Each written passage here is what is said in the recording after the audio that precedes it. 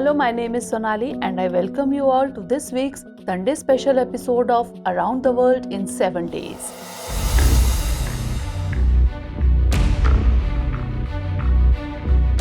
There are prominently two such countries on the world map whose majority population is a follower of Hinduism. These two neighboring countries are India and Nepal. When it comes to the relationship between the two, it is often said that India and Nepal have a roti and beti relationship. Nepal shares a border of about 1,850 kilometers with India along 5 states of Uttarakhand, Uttar Pradesh, Bihar, West Bengal and Sikkim.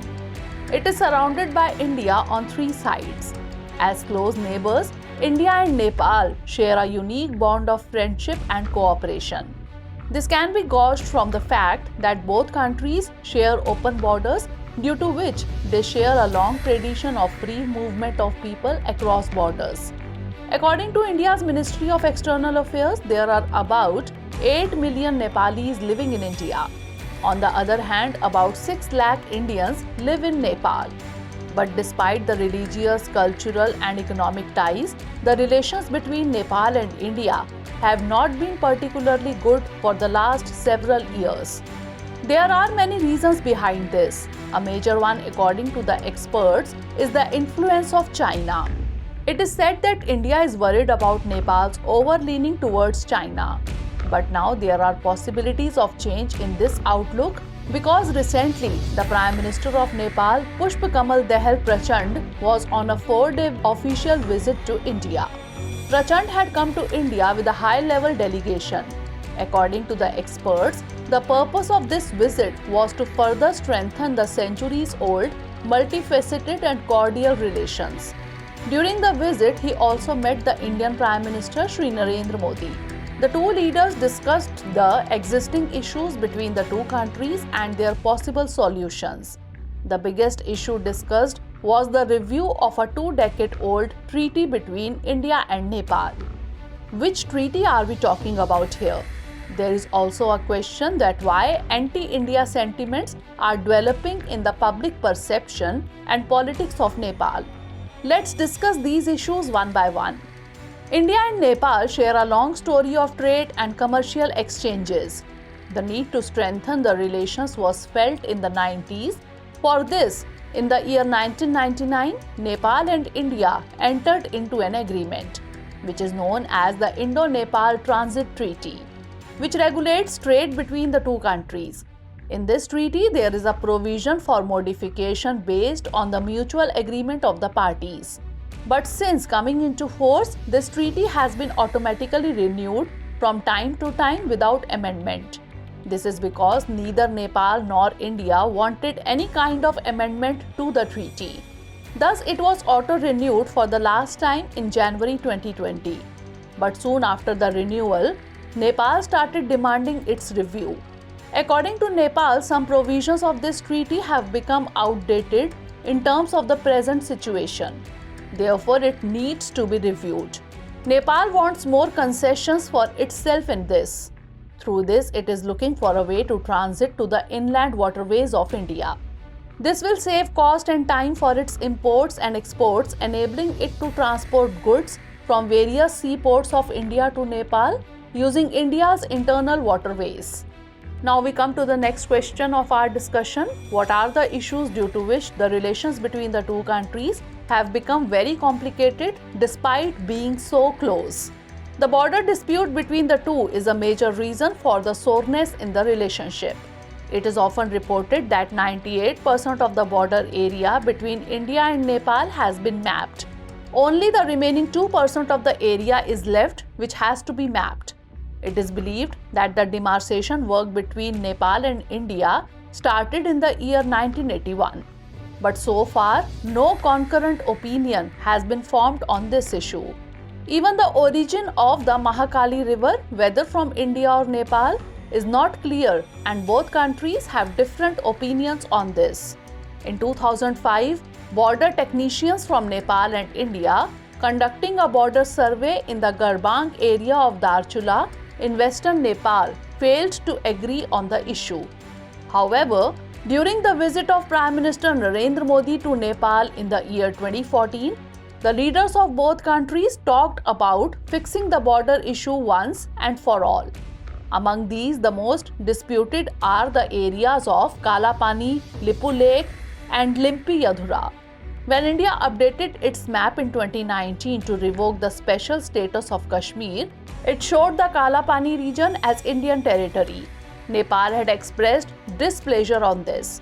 Similarly, when India constructed a road up to Lipu Lake Pass, even then Nepal registered its protest over it. After this, Nepal released a political map in a hurry in which it claimed that based on the Sugauli Treaty, the three areas in Uttarakhand belong to it and are occupied by India. Now this map has become a part of the constitution of Nepal. As we mentioned earlier that there is a dispute between the two regarding the origin of Mahakali River. Both countries have been claiming the Kalapani region.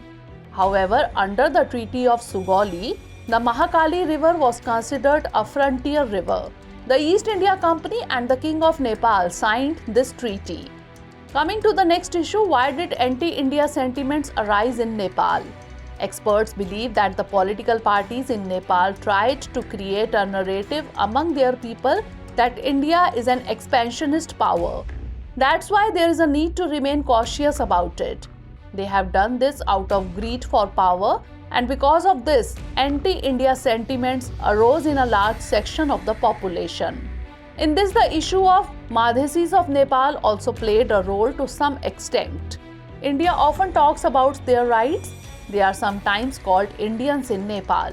It is also said that Delhi is closer to the Madhesis than Kathmandu. Apart from this, the leadership of Nepal often accuses India of not respecting its sovereignty.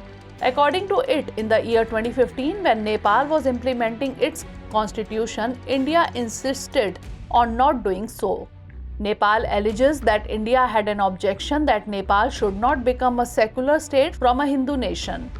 At the same time, it also had concerns about the Madhesis, which Nepal took as an infringement on its sovereignty.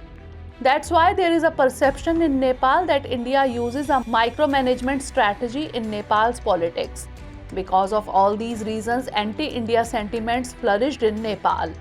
However, Nepal's Prime Minister Pushpa Kamal Dahal Prachanda has returned elated from his recent visit. 6 projects have been agreed upon between the two countries. In addition, India will build 2 bridges at Shirsa and Jhula Ghat in Nepal. An agreement has also been signed between the two countries to facilitate digital payments. Along with this, India has promised to buy power from Nepal. Not only this, but India has also assured helping Nepali electricity to reach Bangladesh and Bhutan. This has raised hopes for the betterment of relations between the two countries. Well, there have been ups and downs in the relations between Nepal and India, but the cultural ties between the two have very deep roots, something which is not going to end so soon. Due to the special conditions provided by nature, the dependence of both will remain on each other. However, Nepal's dependence on India is more in this context. But for things to proceed with smoothness, Nepali leaders should avoid playing the Chinese card in their relations with India. They should understand that Nepal needs India more than China. Now it's turn for this program's Sunday special segment in which we will talk about other important international news. Recently on June 1st, the meeting of foreign ministers of the countries of the BRICS group was held in Cape Town, South Africa. This meeting is being considered especially important for the BRICS summit to be held in August. It is noteworthy that Brazil, Russia, India, China and South Africa are the member countries of BRICS. And it is expected that soon the number of members of this group will also increase. At least 19 countries, including major oil producers, Saudi Arabia, Iran and the United Arab Emirates, have applied for membership of the BRICS group this year. In such a situation, there is a possibility of increasing dominance of this group on the global stage. Apart from this, it is also being expressed that the BRICS group countries will also choose the currency for the BRICS countries while taking step towards de-dollarization. According to media reports, for the first time, the US, Philippines, and Japan will conduct joint naval exercises in South China Sea. The US will conduct this exercise with Japan and the Philippines using diplomacy to stop China's growing activities in the region. This joint exercise between the three countries will begin on June 1st in the waters of the Philippines, Bataan province, and will continue till June 7th. Australia will participate in the exercise as an observer. It is worth mentioning that the US, Japan, and Australia have often condemned and expressed their opposition to China's militarization in the region. Also, relations between China and the US have been strained owing to the Taiwan issue, Beijing's human rights record, and China's military activity in the South China Sea.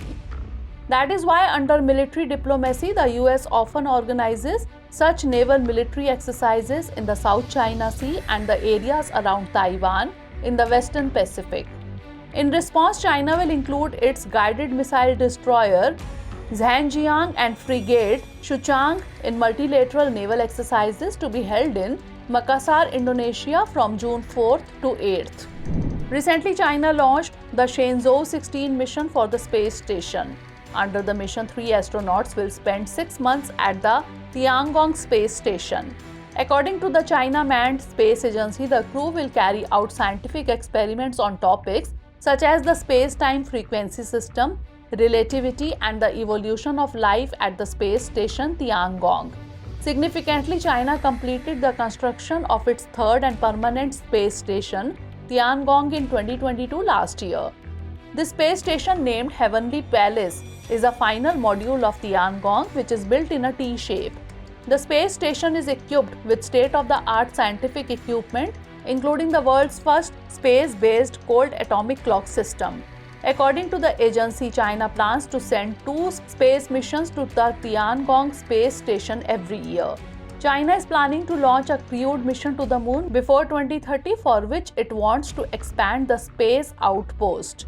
So that was all in today's discussion. See you in the next episode. But before we leave, let's note down the practice question based on today's coverage.